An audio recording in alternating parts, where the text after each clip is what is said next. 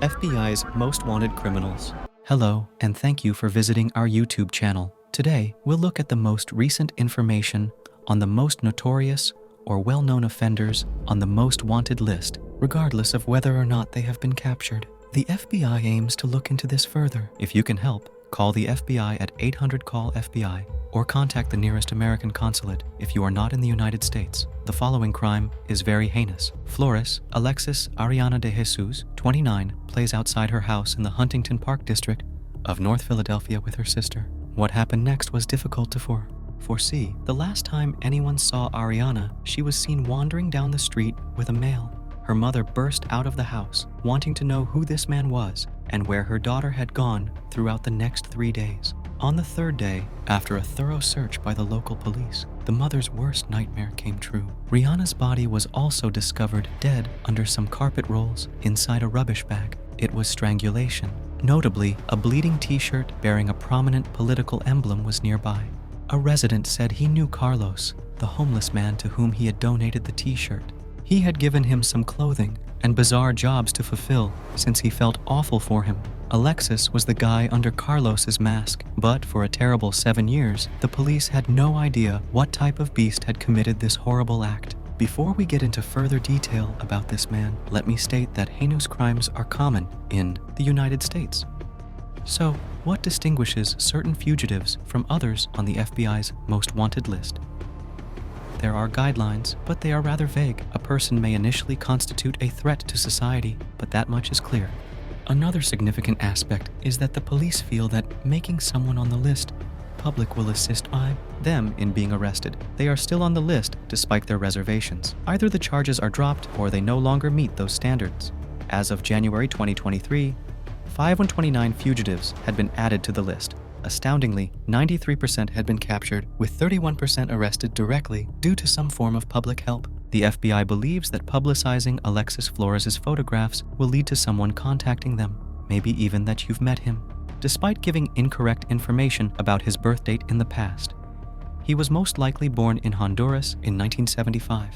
He highlighted Alexis Contreras, Alex Contreras, Mario F. Roberto, and Mario Flores. He weighs 140 pounds, stands around 5 feet 4 inches tall, has brown eyes and black hair, and speaks Spanish and English. You see many people, but if you got to know this person, you'd discover something unique. He has the name Alexis tattooed on his left hand and the letters LA on his right. Sadly, the cops had him twice before recognizing he'd committed murder. He also has a large scar on his cheek and neck from surgery after an accident during Hurricane Mitch in 1998. And it was in 2000, not long after he had murdered the girl. In 2002, he was cleared of shoplifting charges in Arizona. He was hauled into jail once more. Someone had complained about the noise, so cops were dispatched to his flat. When they investigated Florida's ID, they discovered it was a forgery. According to the police report, the man appeared calm and friendly. They did, however, state that when they searched his residence, they discovered pornographic items littered throughout. Furthermore, they noted the guy told them he had spent 60 days in jail for document fraud while living in Illinois and Florida before migrating to Arizona. He was deported to Honduras as soon as he was released. His DNA was not linked to the murder of a little child until long later. He is presently charged with both unlawful flights to avoid prosecution and murder. You may see this in Honduras and feel you've seen the man, but Flores may have returned to the US and taken on a new name.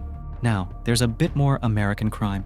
In 2019, a 46-year-old man was shot and murdered while standing on the street near a barber shop in Silmar, a small suburban neighborhood in California's San Fernando Valley. The guy was identified as Jabar Dumas, a dedicated father who worked tirelessly at a neighboring garbage company to support his family.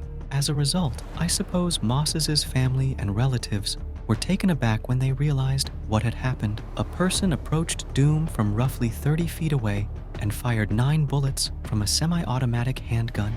One of the bullets hit Doom in the head, severely severing his brain and giving surgeons little hope of saving his life. This was not a one-off occurrence that happened late at night. There were several witnesses present.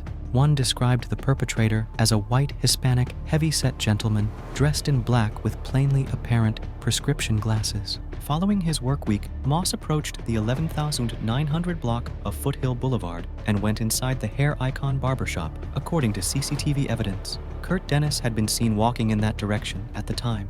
Following that, the guy is shown on CCTV almost racing away, seemingly trying to cram something down his trousers. Dumas had gone inside a low-cost store after leaving the barbershop. Following that, the discount shop cashier claimed that she often saw Dumas and that he looked to be in a good mood later that day, praising her beauty. He was shot a few seconds later while resting against a post outside the establishment. The question is the cause behind this. Why would someone take away a child's father in such a heinous manner? We may never know. Perhaps they had a feud in the past, or Dennis, the chef known to have been in a gang, had an unresolved gang problem with the mosque. Curtin's gangmates also nicknamed him Dollar, and they may have been sentenced to death for mosque labor. Please murder us if Cardenas was a part of the Pacoima Van Nice Boys gang. He was also connected to the Pier Street gang. Perform admirably. Despite his hard work and seemingly straight life, published reports concerning Moss's background indicate that he was previously a gang member. According to the life investigator, the now hard-working family man may have met paths with a group that had a falling out with a rival street gang. In any case, Cardenas is on the run and the boy is fatherless. According to the FBI, Kurt Dennis may have fled to Mexico and is now working as a construction worker, so there's a significant chance that someone watching the show has seen him at some point. Peter Chadwick was caught recently. Let us now illustrate the effectiveness of the FBI's most wanted list. Perhaps this will give some inspiration. Ramzi Yousef, one of the most renowned terrorists in American history, committed a lot of crimes. Yousef purchased chemicals under a fictitious identity in November, according to receipts. He was engaged in the bombing of Philippine Airlines Flight 434, which resulted in 1 fatality and 10 injuries.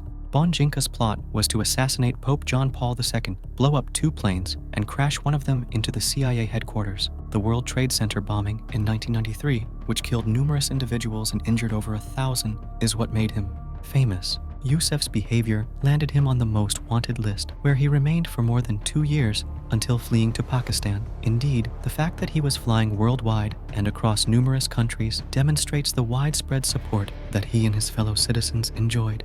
He was eventually arrested and extradited to the United States in 1995 when he was convicted of 2 life sentences. He is currently incarcerated in ADX, Florence, Colorado's James Whitey Bulger. Few mob bosses are as well known as Whitey Bulger, the leader of Boston's Winter Hill Gang. Bulger was eventually convicted guilty of multiple crimes, including murder and racketeering. We're exploring charges that would ensure that if Whitey is ever arrested, he won't return. Before then, Osama bin Laden was the FBI's top target, making him the 2nd most wanted person.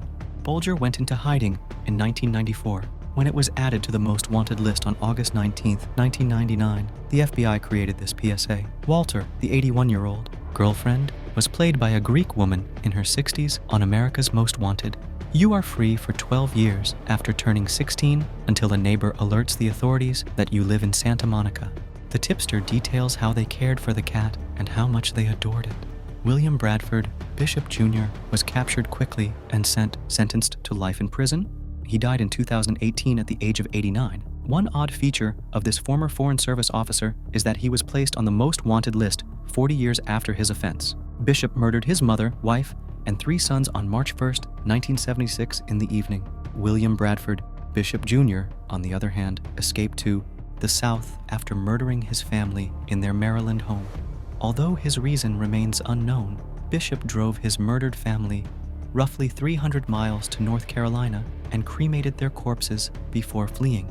He had lately been denied a promotion at work, prompting others to suspect that the atrocities were motivated by stress. He then exited the station wagon. He has vanished. Bishop had only been on it for 4 years before being removed from the most wanted list in 2018, beginning in 2014. Since I don't reject anything, he may drink beer in a mountain lodge in 2023 when he'll be 87 years old. Before we continue, don't forget to press the bell to receive notifications about our most current videos and subscribe to our channel. You may select to receive notifications for all videos or only the rare ones. When using it, enable notifications in your phone's settings. According to Eric Rudolph, an explosion occurred on July 27, 1996, at Atlanta's Centennial Olympic Park, Because of how quickly security guard Richard Jewell's duties were performed, just one person died in the explosion. Rudolph then used 3 more explosives to strike a lesbian bar and medical facilities. You see mayhem as fire, and police officials desperately try to put out flames. Furthermore, Birmingham police officer Robert Sanderson was killed in the subsequent attacks. On May 5, 1998, Eric Rudolph was placed on the most wanted list after witnesses identified him as the serial bomber.